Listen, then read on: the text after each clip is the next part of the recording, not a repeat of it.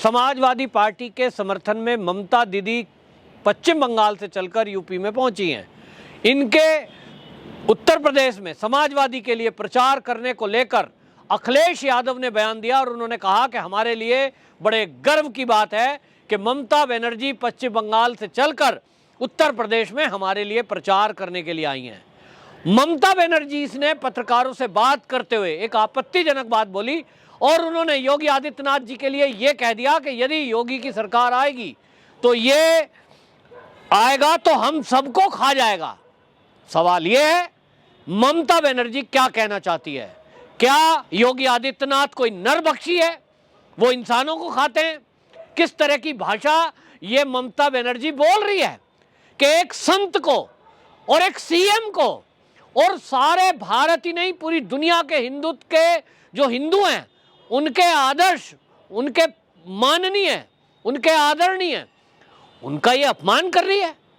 किसी संत को ये कहना कि यदि ये सत्ता में आएगा तो वो खा जाएगा तुम सबको, क्या क्या कहना चाहती है?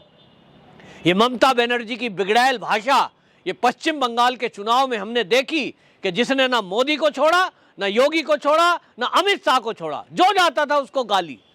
लेकिन ये गाली गलौच अब उत्तर प्रदेश में, और अखिलेश यादव कहें कि हमारे लिए गर्व की बात है, तो अखिलेश बाबू क्या गर्व की बात है? ममता बनर्जी में ऐसा क्या है कि जो उनके उत्तर प्रदेश में आपके लिए चुनाव में आने के बाद आपको लग रहा है कि आपके लिए गौरव की बात है? कौन है ममता बनर्जी? तो मैं बताता हूं आपको।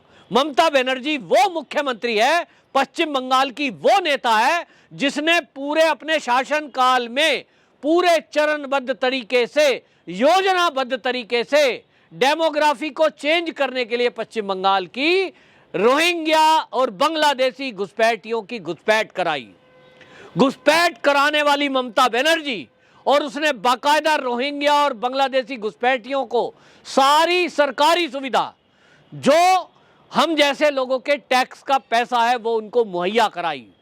उसका जो गिरोह है टीएमसी का, उन लोगों ने फर्जी राशन कार्ड, फर्जी आधार कार्ड, फर्जी पैन कार्ड, यहां तक कि कहीं कहीं तो गैंग पकड़े थे पिछले दिनों यूपी पुलिस ने कि पासपोर्ट तक भी फर्जी बनाया।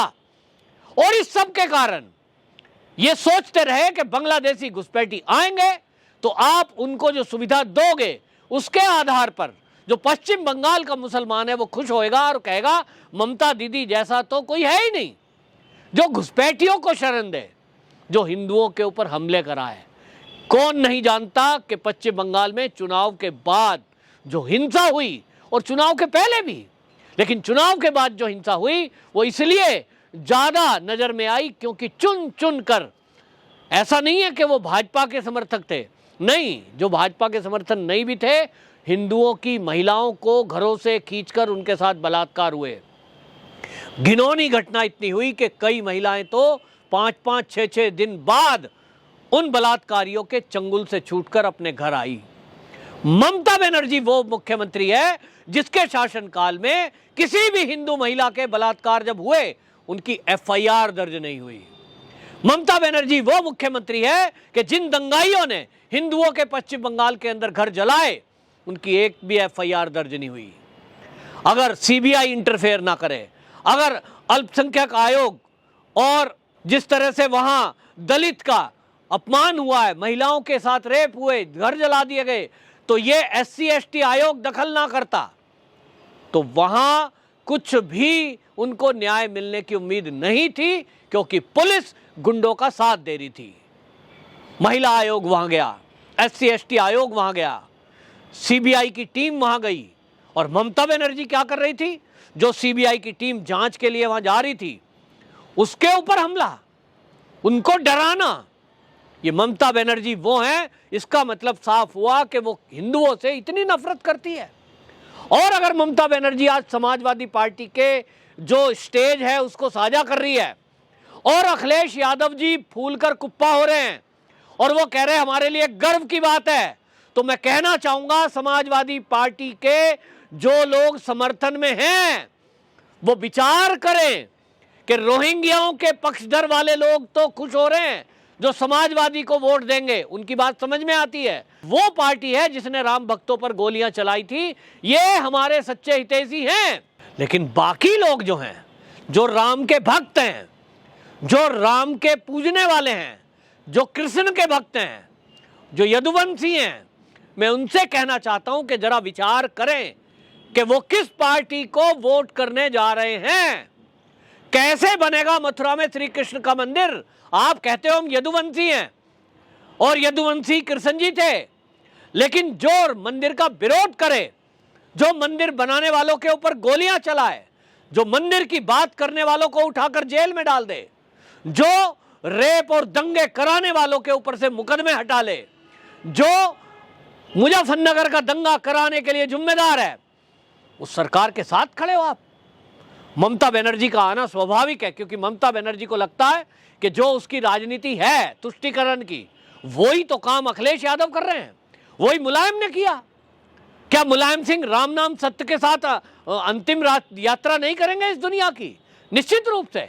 क्या उनके पूर्वजों ने राम को नहीं पूजा?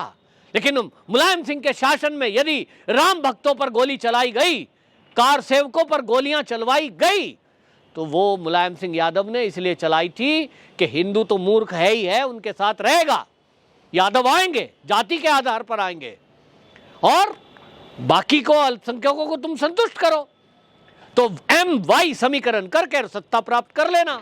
हुआ भी ऐसा। उत्तर प्रदेश में जो जातिवाद है उसको ये राजनेता लोग खत्म नहीं होने देना चाहते। ये चाहते हैं कि जातियां इसी तरह आपस में बटी रहें, जातियों के आधार पर लोग लड़ते रहें, और इसलिए इन लोगों ने जब भी कभी जातीय दंगे हुए उसको भड़काने के लिए आग में घी डालने का काम किया। हमने देखा है उत्तर प्रदेश में यदि कहीं कोई दलित शब्द आ जाए तो उसकी मृत्यु पर गिद्ध की तरह सारे लोग पहुंच जाएंगे। सब, मतलब दिल्ली से केजरीवाल जी पहुंच गए, राहुल गांधी पहुंच जाएगा, दलित मरा है, ये खबर सुबह पड़ी, फिर इनको बेचैनी हो जाती, जाइए राजनीति, इनको दलितों के दुख से कोई लेना देना नहीं है। होता तो आज हम 75वां साल मना रहे हैं आजादी का, आज एक भी दलित बिना मकान के नहीं रहना चाहिए था, एक भी दलित का बच्चा बिना नौकरी के नहीं रहना चाहिए था। मोदी जी तो 14 में आए हैं, क्या उन्होंने कोई नौकरियों से बाहर कर दिया? क्या उनकी वजह से लोग बेघर हैं? नहीं, निश्चित रूप से नहीं। लेकिन ये देखिए जिस तरह से इन्होंने सत्ता हासिल की, MY समीकरण, मतलब इनको इतना, ये मैं कहूं अहंकार है कि उत्तर प्रदेश का यादव जाति के आधार पर इनके साथ रहेगा ही रहेगा। ये उनके लिए कुछ करें या ना करें, मैं तो यादवों से पूछना चाहता हूं, कितने यादव ऐसे हैं, दिल पे हाथ रख के बताओ कि बिना रिश्वत दिए उनका कोई नौकरी पे बच्चा लग गया हो जब यादवों की सरकार थी? नहीं लगा, कोई खबर नहीं है। हाँ, गुंडागर्दी के कुछ केस ऐसे हो, थाने से छुड़वा दिया गया हो, वो बात अलग है। तो वो गुंडा मवाली इस टाइप के लोग अगर ये सोच रहे हो कि हमारे यादव जी की सरकार आ जाएगी, अखिलेश जी की सरकार आ जाएगी तो हम फिर से वो गुंडागर्दी करेंगे, वैसे टाइप के लोग तो रहेंगे। उनका तो धंधा बंद हो गया। जो चैन खींचते थे महिलाओं की, जो मोबाइल चोरी कर लिया करते थे, बाइक पे चलकर लूटते थे, जो रास्ते में लोगों को बंदूक के बल पर लूट लिया करते थे, इनका तो धंधा बंद हो गया। ये साथ हैं, इनकी साथ रहने की मजबूरी समझ में आती है।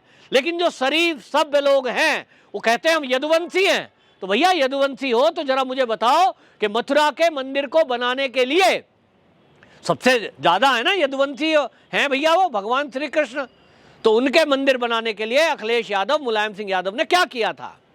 न किया न करेंगे, क्योंकि इन्होंने एक रास्ता पकड़ा हुआ है, MY, बस के यादव तो हमारे है ही हैं, ये तो देंगे ही देंगे वोट, क्योंकि ये कहां जाएंगे, जातिगत इनके दिमाग में कीड़ा घुसा दो, उसके बाद बस शांति से इनके लिए कुछ करो या ना करो, ये तो हमें देंगे। मुस्लिमों का तुष्टीकरण करना है और उस तुष्टीकरण के लिए जो करना पड़े सो करेंगे।